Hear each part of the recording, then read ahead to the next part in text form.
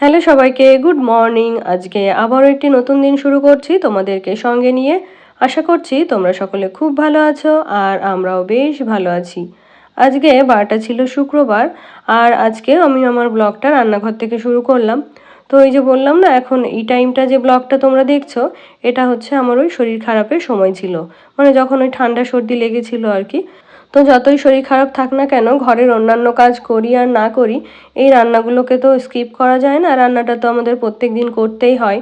আর তার উপরে যদি থাকে একার সংসার, তাহলে তো কোনো কথাই নেই। তো ঘরের অন্যান্য কাজগুলো কোনো রকম করে গুছিয়ে নিয়েছি।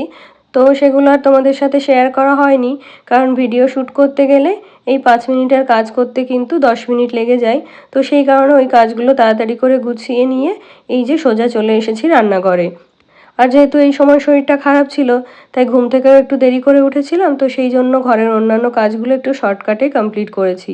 আর সেই কারণে আজকের ব্লগটাও খুবই ছোট হতে চলেছে। তো আজকের ব্লগটাতে তোমাদের কারোর কমেন্ট আমি পড়তে পারবো না, যেহেতু ব্লগটা ভীষণই ছোট।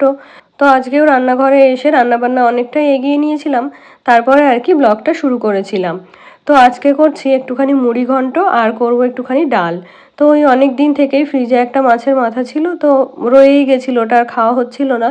তাই ভাবলাম যে ওটা দিয়ে একটুখানি মুড়ি ঘন্ট করে নিই, তাহলে হাজবেন্ড হচ্ছে মুড়ি ঘন্টটা খেতে বেশ পছন্দ করে। তো সেই জন্য এদিকে হচ্ছে মুড়ি ঘন্টটা বসিয়েছি, আর একটা দিকে তো ভাত হচ্ছে, আর এইটাতে এই যে ডালটাকে ফোড়ন দিয়ে নিলাম।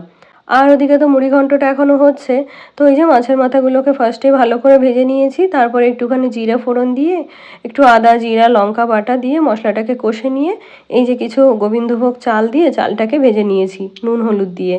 তারপরে এই যে জল দিয়ে দিয়েছি, তার মধ্যে ভেজে রাখা মাছের মাথাগুলো দিয়ে দিয়েছি। আর এখন এই যে সামান্য একটুখানি গরম মশলা দিলাম, আর ওই যে টেস্টের জন্য সামান্য একটুখানি চিনি দিয়েছিলাম। তো তারপরে এই যে মুড়ি ঘন্টটা তো রেডি হয়ে গেছে, আর এখন ওই যে দুপুরের জন্য একটুখানি মাছের ঝোল করব।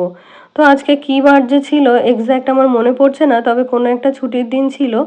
তো যেহেতু আগের দিন চিকেন খাওয়া হয়েছিল, তাই হাজবেন্ড কিন্তু আজকে বাজারে গিয়ে একটুখানি মাছও নিয়ে এসছে। তো আজকে বাজার থেকে এই যে কাতলা মাছ এনেছে, আর কাতলা মাছটা ভাবছি আজকে একটু আলু কাঁচকলা দিয়ে পাতলা ঝোল করব। তো এটা যেহেতু এই যে গত সপ্তাহের ভিডিও, তখন কিন্তু ভীষণ গরম ছিল।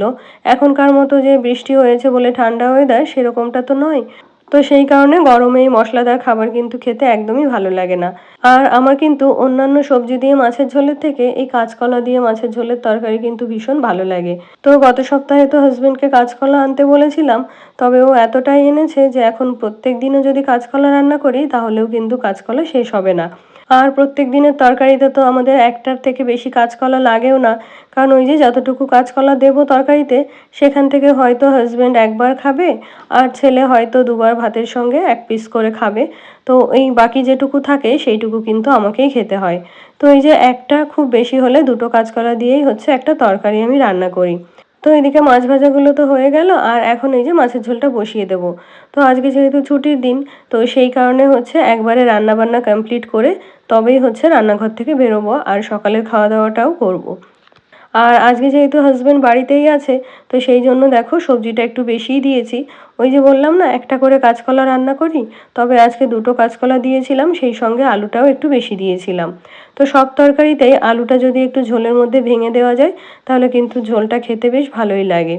তো ফার্স্টেই আলু আর কাঁচকলাগুলোকে দেখো লাল লাল করে ভেজে নিয়েছি। তারপরে ওই যে যে বাটা মশলাটা থাকে আদা জিরা কাঁচা লঙ্কা, সেই মশলাটা দিয়ে দিয়ে এখন এই যে ভালো করে কষে নিলাম। আর একটুখানি কালারের জন্য দিয়েছি একটু রেড চিলি পাউডার। আর কাঁচকলার তরকারি তো সবসময় একটু কালো কালো হয়, কারণ কাঁচকলাতে তো কষ থাকে। আর সেই কারণে যত ভালোভাবে ধুয়ে রান্না করা হোক না কেন, কাঁচকলার তরকারি দেখতে কিন্তু একটু কালোই হয়। তো এদিকে তরকারিতে তো ঝোলটা দিয়ে দিয়েছি, সেই সঙ্গে ভাজা মাছগুলোও দিয়ে দিয়েছি। আর এদিকে ছেলের জন্য কিন্তু একটা মাছ ভাজা তুলে রেখেছি। তো ওই যে দুবার ঝোলের মাছ খাবে, আর সকালবেলা যেহেতু ভাত খাবে, তো সেই কারণে সকালবেলার মাছটা ওর জন্য ভাজা করেই রেখেছি। আর ছেলেও ওর বাবার মতোই মাছের ঝোলের থেকে কিন্তু ভাজা মাছটা খেতেই বেশি পছন্দ করে। তো এদিকে হচ্ছে রান্না বান্না তো মোটামুটি গুছিয়ে নিয়েছি। ওই তরকারিটা নামিয়ে নিলেই আর কি সব কিছু কমপ্লিট হয়ে যায়। তো এইদিকে রান্নাঘরটাও পরিষ্কার করে নিচ্ছি। আর ওই যে বললাম যেহেতু এখন শরীর খারাপ ছিল, তো সেই কারণে খুব বেশি কাজ করতেও ভালো লাগছে না, বা রান্নাঘরে বেশি সময় থাকতেও ভালো লাগছে না। আর শুধুমাত্র শরীর খারাপ বলে নয়, এই যে গরম শুরু হয়েছে এখন কিন্তু রান্নাঘরে বেশিক্ষণ থাকতেই ইচ্ছে করবে না। মনে হবে কতক্ষণে তাড়াতাড়ি করে রান্নাবান্না কমপ্লিট করে একটু রান্নাঘর থেকে বেরোবো। যতই চিমনি চলুক না কেন, ফ্যান চলুক না কেন, রান্নাঘরে কিন্তু আলাদাই একটা গরম থাকে। যেহেতু সবসময় আগুন জ্বলে, আর আমার যেহেতু এটা পশ্চিম দিকের রান্নাঘর, তো ওই বেলা 10টা 11টা বাজতে বাজতেই জানো তো এই যে জানলা দিয়ে রোদ চলে আসে। আর যেহেতু কাঁচের জানলা, তো সেই জন্য জানলা বন্ধ করে দিলেও না সেই রোদটা কিন্তু ঘরের মধ্যেই আসে।